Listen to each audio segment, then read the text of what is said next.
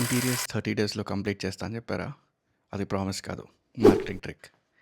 చాలామంది interior start చేసినప్పుడు ఒక లైన్ వినిపిస్తుంది. సార్ 30-45 డేస్‌లో కంప్లీట్ చేస్తామని. కానీ ఇంటీరియర్ టైమ్‌లైన్ అనేది చెప్పినంత ఈజీ కాదు. ఫాలో చేయడం చాలా కష్టం.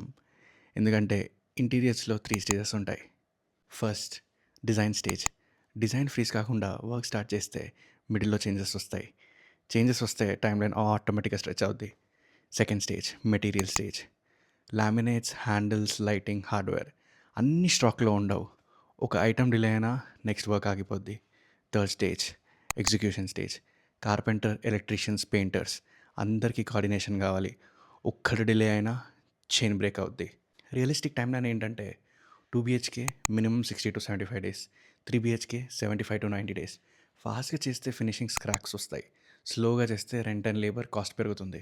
సో స్మార్ట్ ఇంటీరియర్స్ ఏంటంటే right speed, not fast speed. మీ ఇంటీరియర్స్ టైం లైన్ ఎలా చెప్పారు? టూ ఫాస్ట్ ప్రామిస్ ఇచ్చారా, లేదా రియలిస్టిక్ ప్లాన్ ఉందా?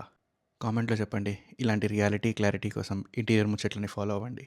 నెక్స్ట్ వీడియోలో చిన్న ఇల్లుని పెద్దగా కనిపించాలంటే ప్రాక్టికల్గా ట్రిక్స్ చెప్తాను.